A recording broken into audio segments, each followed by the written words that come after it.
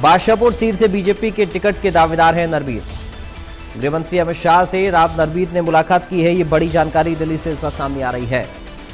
तो दिल्ली में गृहमंत्री के आवास पर अमित शाह से मुलाकात राव नरवीर ने की है। बड़ी जानकारी इस वक्त आपको दे रहे हैं दिल्ली से। गृहमंत्री अमित शाह से राव नरवीर ने मुलाकात की है। दिल्ली में गृहमंत्री के आवास पर यह मुलाकात हुई है अमित शाह और राव नरवीर के बीच में। बादशाहपुर सीट से बीजेपी के टिकट के दावेदार हैं राव नरवीर और अब उनके अमित शाह से मुलाकात की खबरें सामने आ रही हैं।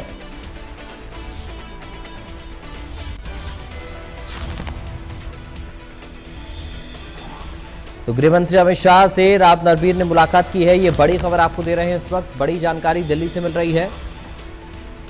गृहमंत्री अमित शाह से राव नरवीर की मुलाकात हुई है। दिल्ली में गृहमंत्री अमित शाह के आवास पर राव नरवीर ने उनसे मुलाकात की। तस्वीरें आप इस मुलाकात की देख सकते हैं।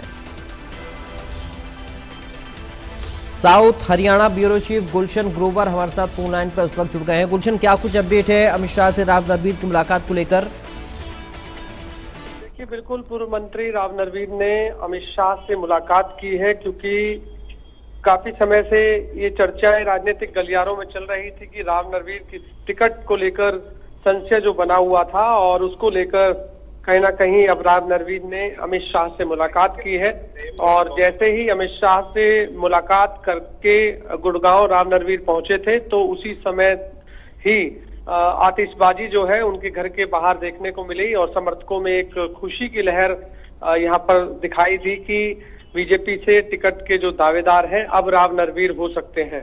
क्योंकि जो जिस तरह की बयानबाजी राव नरवीर की कुछ समय से सोशल मीडिया पर सामने आ रही थी और अलग अलग कार्यक्रमों में जब वो भाषण देते थे तो वो साफ तौर से कहते हुए नजर आते थे कि वो चुनाव जरूर लड़ेंगे, चाहे वो कांग्रेस की टिकट से हो चाहे वो बीजेपी की टिकट से हो।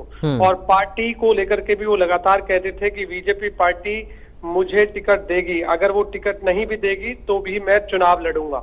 इस तरह की बयानबाजी काफी उन्होंने सुर्खियां बटोरी सोशल मीडिया पर। लेकिन आज अचानक उन्होंने अमित शाह से मुलाकात करके एक संकेत जो है उन अपने विरोधियों को दिया है, जो विरोधी ये क्यास लगाए बैठे थे कि बीजेपी से राव नरवीर बादशाहपुर विधानसभा से उम्मीदवार नहीं हो सकते हैं या उनकी टिकट कट सकती है, क्योंकि 2019 के विधानसभा चुनाव में भी राव नरवीर की टिकट कटी थी और अब 2024 में भी जो उनके विरोधी हैं वो ये सोच रहे थे। लेकिन अब अमित शाह से मुलाकात के बाद जरूर एक बादशाहपुर विधानसभा कहें या फिर दक्षिणी हरियाणा कहें, वहां पर एक सुगबुगाहट जरूर नजर आई है कि अब जो टिकट है बीजेपी की बादशाहपुर विधानसभा से राव नरवीर को मिलने के संकेत उस अमित शाह की मीटिंग के बाद नजर आ रहे हैं।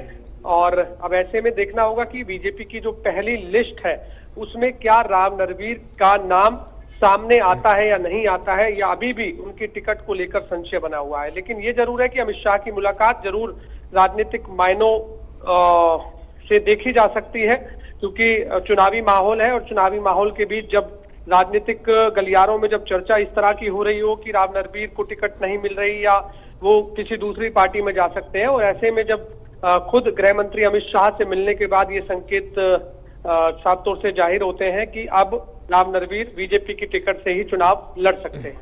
और शुक्रिया आपका गुलशन, जानकारी और इस पूरी बातचीत के लिए।